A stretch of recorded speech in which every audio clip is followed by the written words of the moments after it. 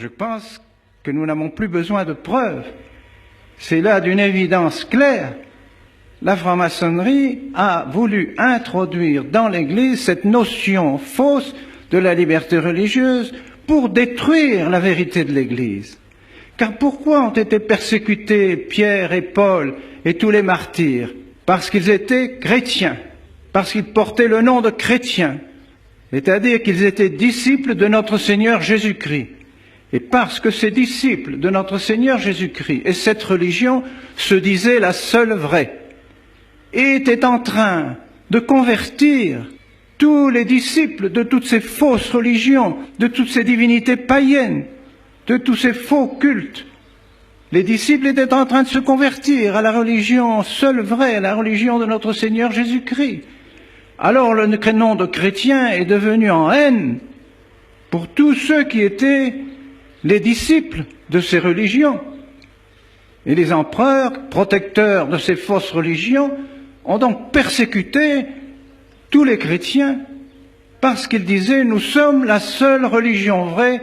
Si quelqu'un veut aller au ciel et faire son salut, il doit se convertir à notre Seigneur Jésus-Christ. » Mais c'est la première vérité élémentaire que notre Seigneur Jésus-Christ nous a enseignée lui-même.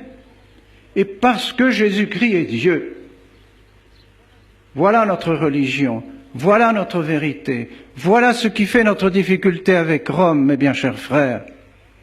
Si vous nous demandez pourquoi toujours ces difficultés avec Rome?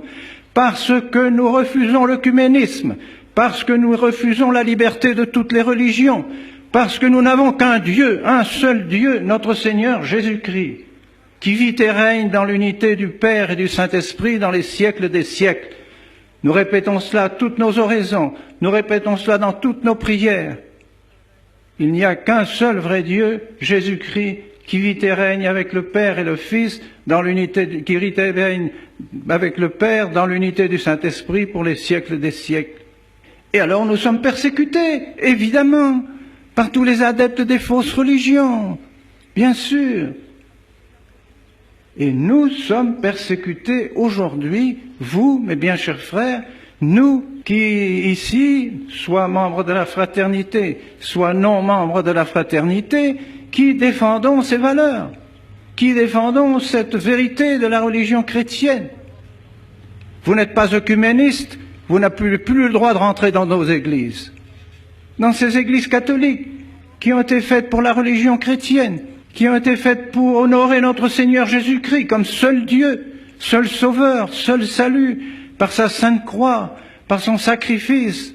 Nous sommes chassés de ces églises parce que nous refusons que toutes les religions y figurent. Et vous le savez bien, c'est courant, c'est quotidien.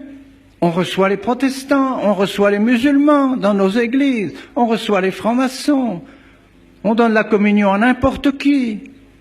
Dans nos églises, églises catholiques, églises faites pour la véritable religion.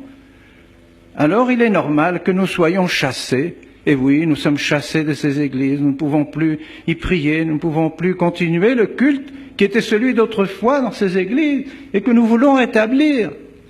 Eh bien, si nous ne pouvons pas être dans les églises, nous garderons la foi. Nous garderons la foi en notre Seigneur Jésus-Christ.